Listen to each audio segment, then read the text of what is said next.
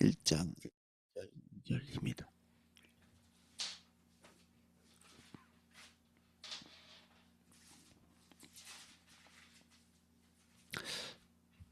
제가 내용을 읽어보겠습니다. 그리스도 예수의 종 바울과 디모데는 그리스도 예수 안에서 빌립보에 사는 모든 성도와 또한 감독들과 집사들에게 편지하노니 하나님 우리 아버지와 주 예수 그리스도로부터 은혜와 평강이 너희에게 있을지어다. 아멘.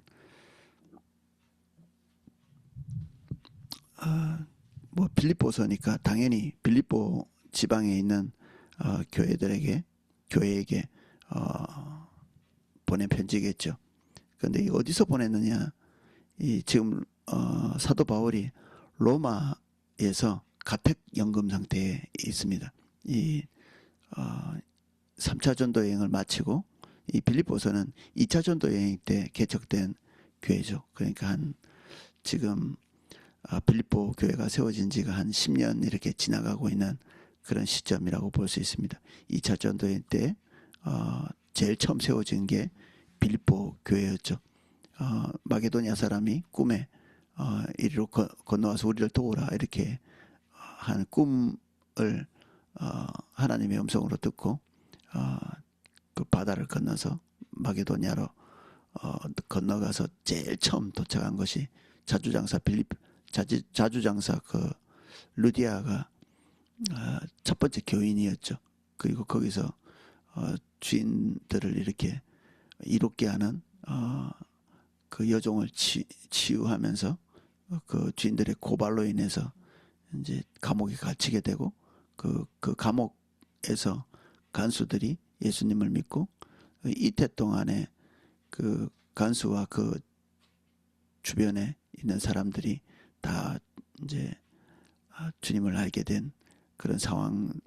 그래서 아마 이 추정하기로 이제 해보면 이런 두 개의 중요한 인물, 자주장사 루디아와 그래도 이 로마 군인 입장에서는 어느 정도 중산층은 됐다고 이렇게 하니까 교회가 이 두 개로 나누어져 있을 가능성이 많죠.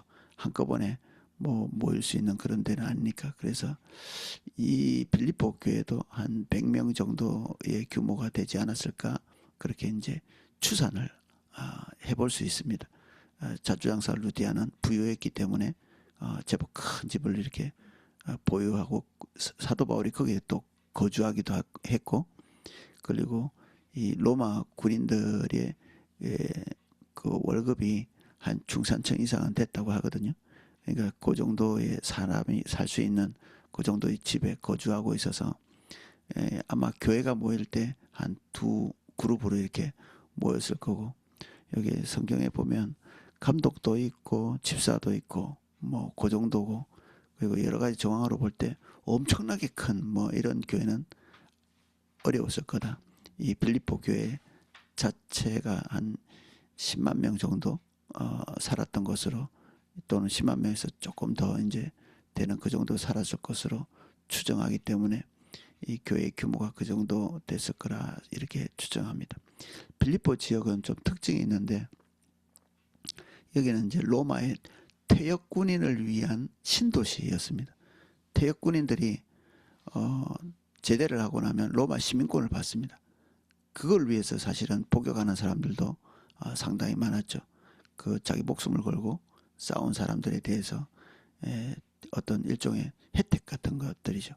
그래서 그 혜택을 로마 안에다가 줄 수는 없었고, 로마하고 굉장히 가까운 곳에다가 이 사람들이 살 수 있는 도시를 하나 만들어 가지고 거기에서 세금의 혜택도 주고 그리고 지원금도 주고, 그리고 로마 군인들은 한 퇴역할 때 한 수천만 원 정도 되는 그런 그 은퇴 자금을 받았다고 하거든요. 그런 두둑한 은퇴 자금을 가지고 그런 지역에서 이제 살았던 거죠. 그러니까 자연스럽게 로마 지역에서 퇴역 군인들이 로마의 혜택을 받아서 그 지역에 살고 있었으면 이 지역은 다른 지역보다 훨씬 더 로마에 충성을 하는 그런 지역이었겠죠. 당연히 로마의 어떤 그 황제가 자기를 신이라고 이렇게 말하면 그 신상을 제일 먼저 세우고, 그리고 로마의 질서나 규칙 이런 것에 대해서 굉장히 민감한 그런 도시였다고 볼 수 있고요. 그런데 로마의 모든 사람들이 그러면 예수 그리스도가 주시라고 이렇게 전하는 이 복음의 내용이 그들의 귀에 딱 거슬리는 부분들이 거기에 있었던 거죠. 그래서 고발당할 때 여기 주인들이 고발하는 내용을 보면 일부러 로마 퇴역 군인들의 귀에 거슬릴 만한 얘기들을 딱 거기에 포함시켜 놓거든요. 우리 로마 사람들이 듣지도 못하고 지키지도 못할 그런 이방의 가치관을 전한다, 이렇게 고발을 하죠. 그러면 이제 로마 사람이라고 하는 그 단어 자체가 귀에 들어올 때 그들은 굉장히 견고한 어떤 사단의 진, 이게 생각의 진이죠. 이 진이 딱 작동을 하는 거죠.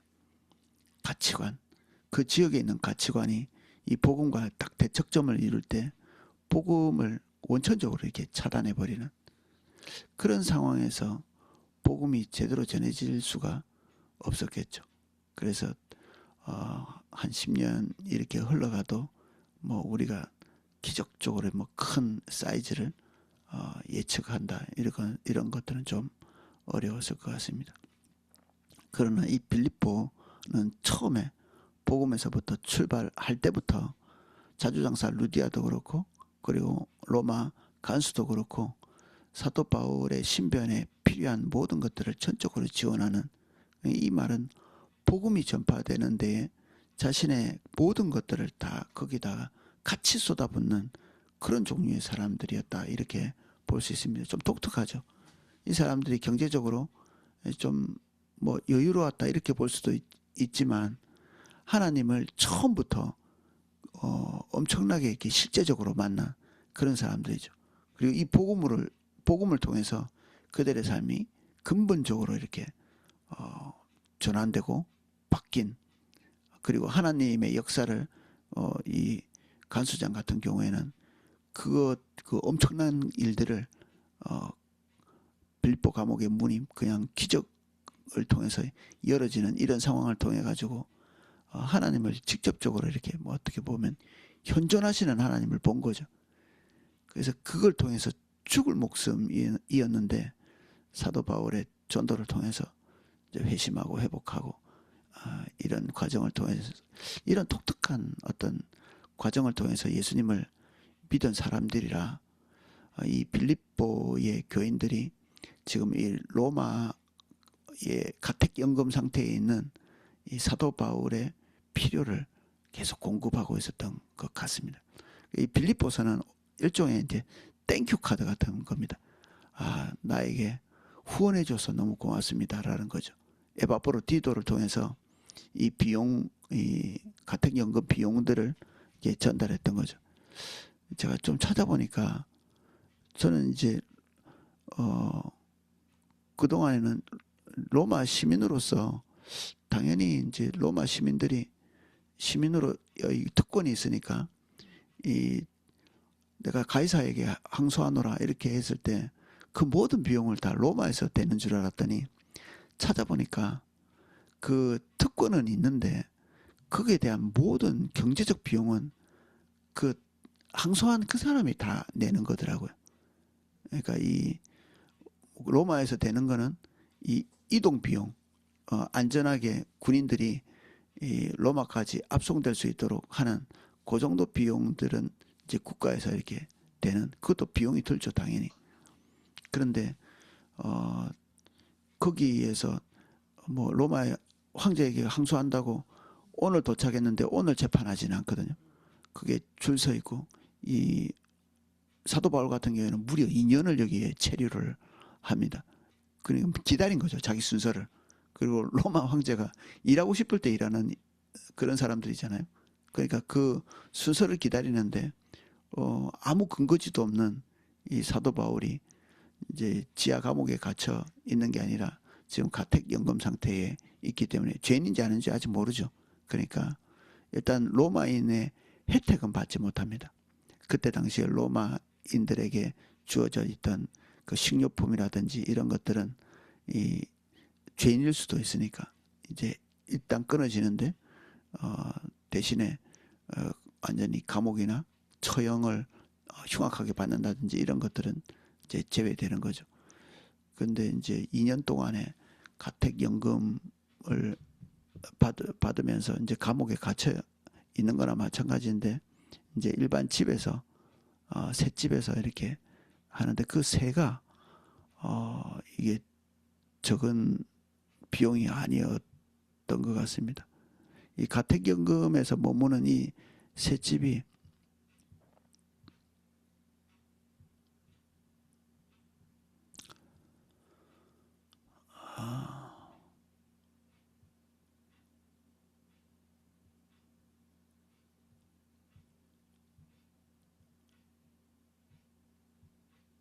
이 인슐라라는 집인데 이게 일종의 이제 아파트 같은 겁니다. 주상복합 아파트 같은. 1층은 상가고 2층, 3층에 사람이 사는데 2, 3층은 당연히 수도 같은 건 나오지 않고요.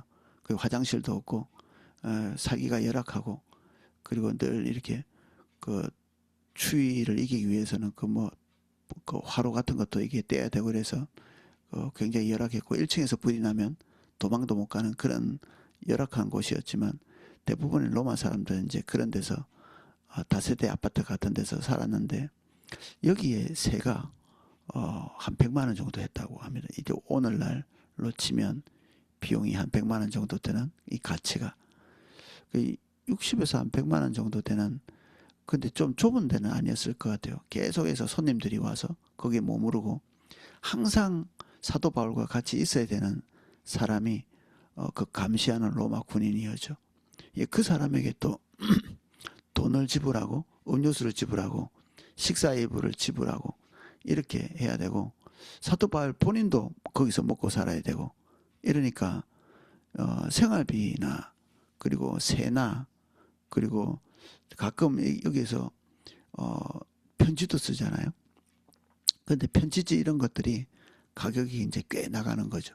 이게 사치품에 속해 있는 거라. 그리고 이런 것들이 다 합치면 한 200에서 300 정도 되는 것 같고 당시 물가 기준이 그렇습니다. 로마는 대도시잖아요. 지금 거기서 세를 들어 살고 있기 때문에 비용이 만만치 않고 그리고 기타 활동 사람들이 오고 가고 하는 그런 상황 그리고 감시관 관리비 뭐 이런 것들까지 현실적인 비용들을 이렇게 다 모아보면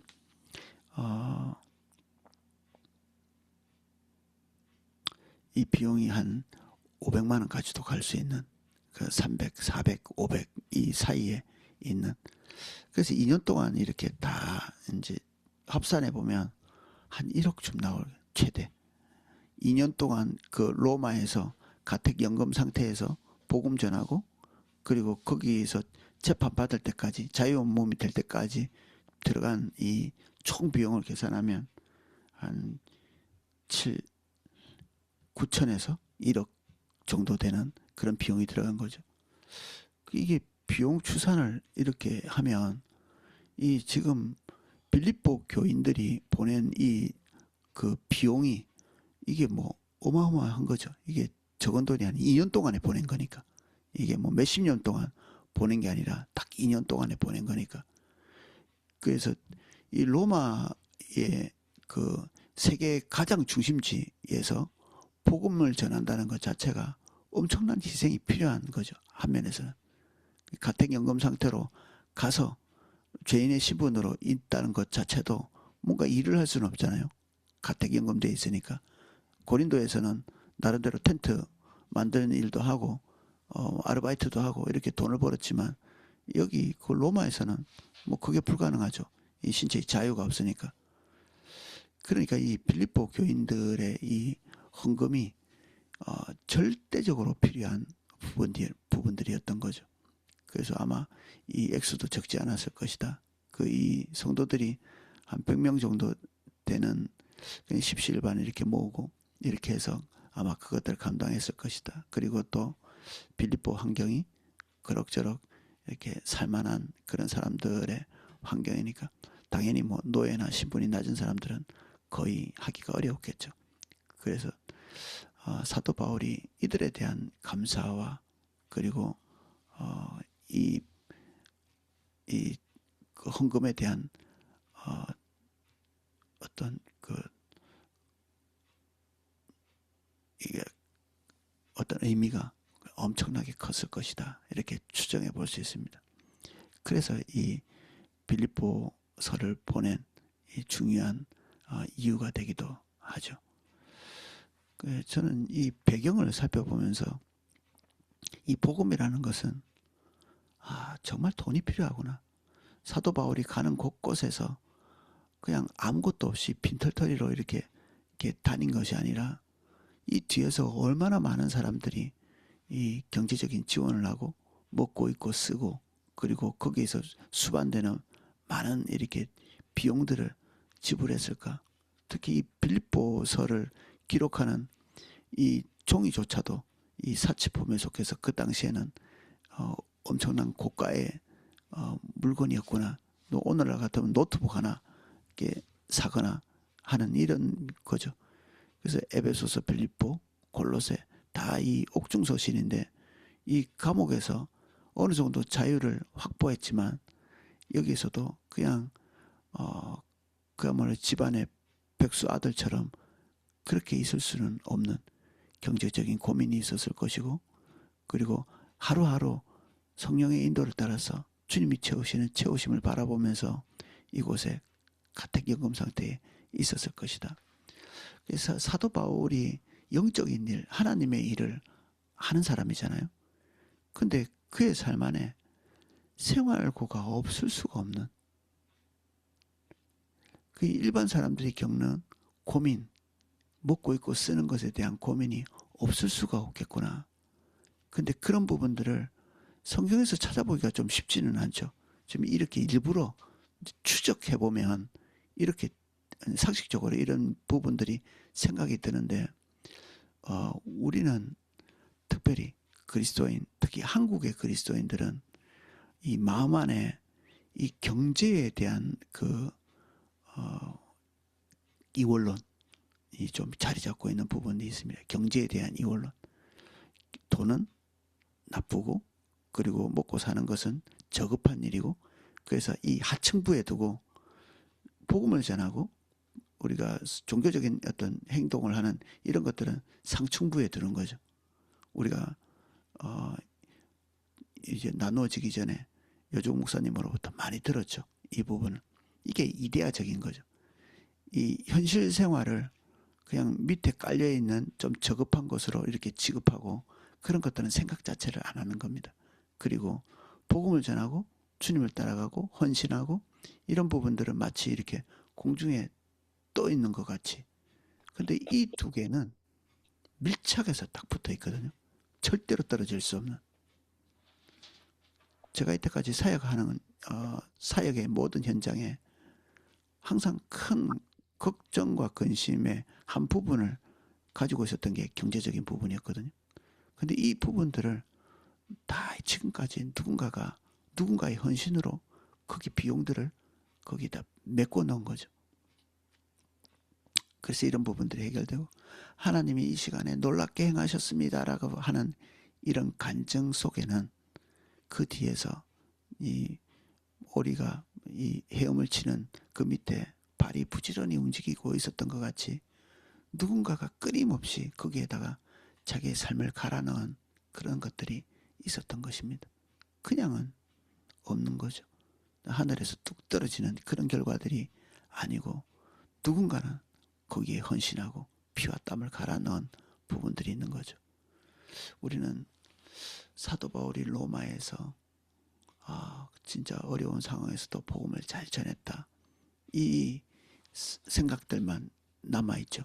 그리고 복음이 계속해서 로마에서 그 가택연금 상태에서도 복음이 전해진 이것에 대한 어떤 경이로움 이런 것들은 있지만 그가 지금 가택연금 하면서 필요한 월세 거기에서 근데 오늘 처음 이게 보이는데 그 군인이 되게 친절하게 잘했다고 했잖아요. 근데 군인이 친절하게 잘한 이유는 기본적인 그 필요를 채워줘야 그게 가능한 겁니다. 음료수를 제공했어야 됐다고 하거든요. 그리고 식사를 제공하고, 그리고 어느 정도의 비용을 거기에 채워줘야 되는. 이제 군인들이 월급은 다른 일반 그 전문직, 기술직 정도 되는 월급은 받았다고 합니다. 한 300에서 400 정도 되는 이 비용, 그 월급을 받았는데, 월급 받을 때 이 자기가 쓰고 있는 방패, 칼, 그리고 이 옷 같은 것 있죠. 이런 것들이 필수인데, 예전엔 다 이게 자기 돈으로, 자기 비용으로 해결을 했거든요. 그런데 이런 것들에 대한 비용을 차감하고, 그리고 본인이 먹는 식료품 같은 거를 차감하고 줬기 때문에 실제로는 한 100만 원 정도 받은 거죠. 100만 원이면 이제 3분의 1밖에는 실제로 손에 떨어지는 것이 없었는데, 그래도 이제 연금도 있고 로마 시민으로서 받는 나중에 혜택, 이런 것들을 바라보면서 이제 어려운 삶을 타개해 나갔던 거죠. 그러면 이 사람들이 녹록하지 않은 거죠. 녹록한 형편이 아닌 사람이 지금 가택연금 상태에 있는 사도 바울을 감시한다고 거기 앉아 있는 겁니다. 그러면 그에게는 이런 지원이 절박한 거죠.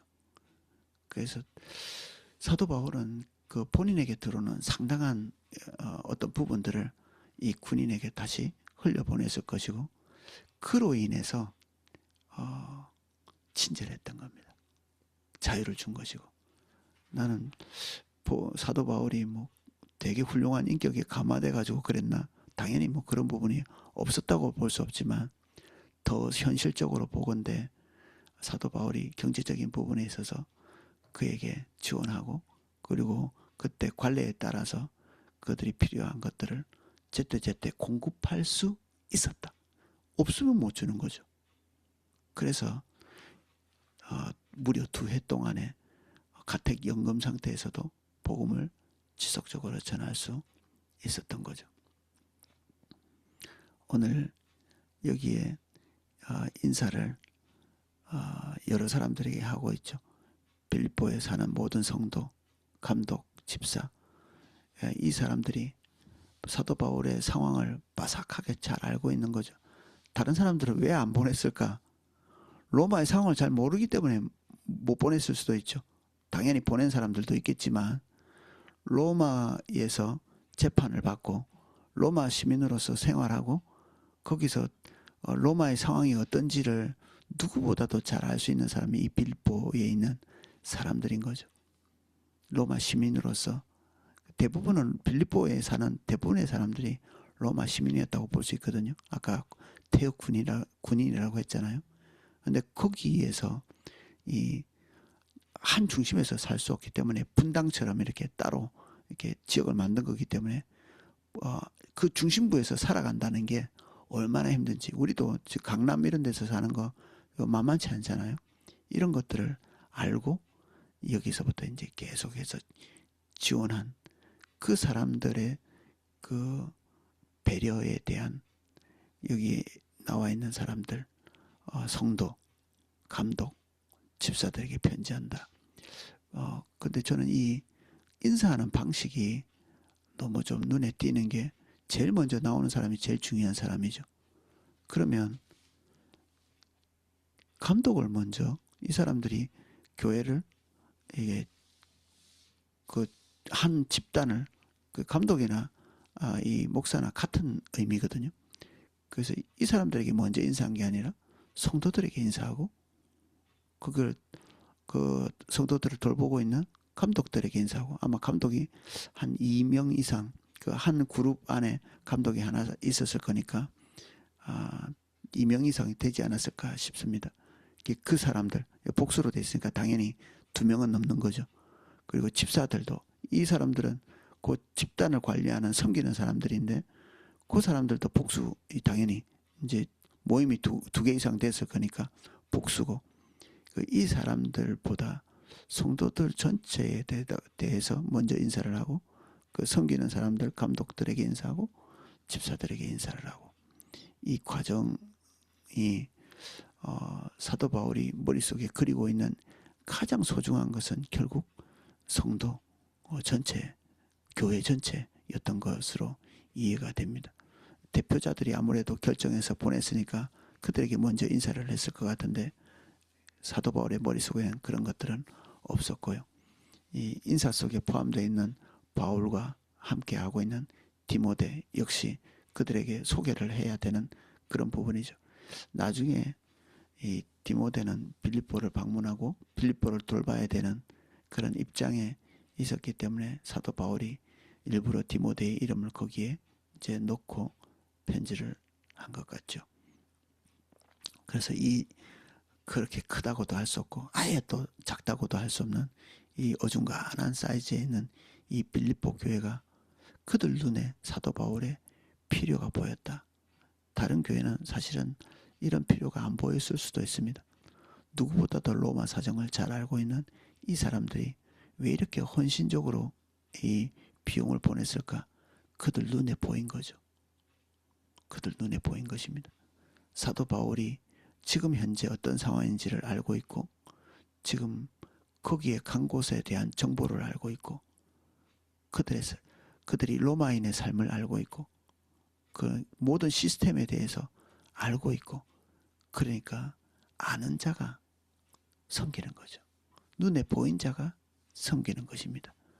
그래서 결국 뭔가가 눈에 보이는 것이 사랑하게 되는 방식입니다. 그래서 누군가가 사랑이 좀 부족하다 이렇게 하면 그 사람은 탓할 게 아닙니다. 왜냐하면 안 보이기 때문에 지식이 없기 때문에 못 사랑하는 거죠. 돌보지 못하는 것입니다. 반대로 얘기하면 우리 눈에 뭔가 보인다면 그것은 내가 교회를 섬길 수 있고 사랑할 수 있는 하나님 기회를 주셨다 이렇게 보시면 됩니다. 오늘 빌립보 교회에 대해서 이런 개요들을 좀 살펴봤는데 이 안에서도 저 개인적으로는 하나님께서 말씀하시는 큰 부분들이 있었던 것 같습니다. 예, 오늘은 여기까지 하겠습니다. 기도하겠습니다. 사도 바울의 사역 이면에 있었던 이 강력한 지원들이 특별히 이것이 보였던 빌립보 교회로부터 있었습니다.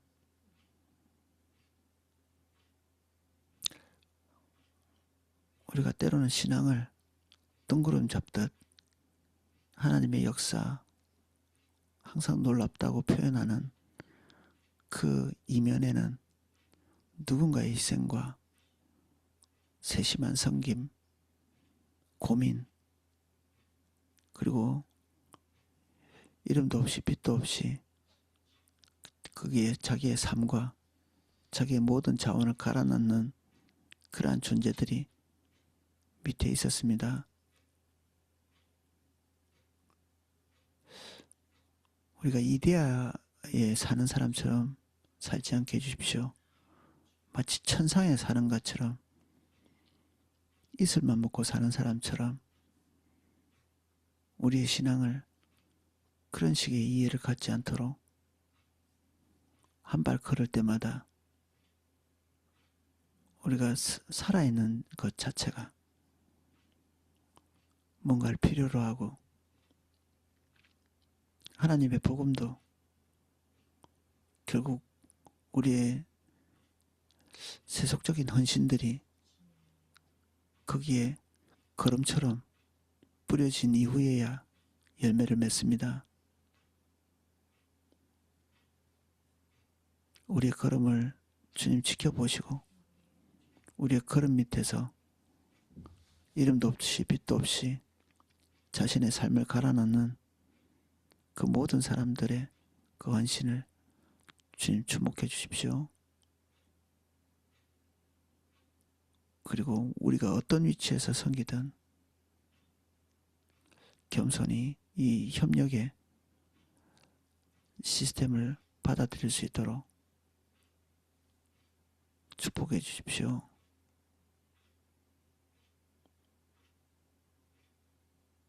음부의 권세가 이기지 못할 교회의 신비를 다시 바라봅니다. 우리가 사도 바울의 서신을 보면서 사도 바울의 위대함보다 그 뒷받침하신 성령님과 음부의 권세가 이기지 못할 권세로서 그를 뒷받침하고 있는 각 지역의 교회들을 바라봅니다. 우리 교회도 그 음부의 권세가 이기지 못할 교회가 되게 하시고 하나님 나라와 의를 위해서 이름도 없이 빛도 없이 자신의 삶을 갈아넣는 그런 교회 될 수 있도록 인도해 주십시오. 우리 눈에 보이는 영웅적인 것, 이데아적인 것, 환상 같은 것, 동화책을 읽듯이 우리가 그런 어린아이 같은 가치들을 내리고 각자 자기 십자가를 지며 고민하고 헌신하며 주의 나라와 의에 동참할 수 있도록 축복해 주십시오. 예수님 이름으로 기도합니다. 아멘. 네,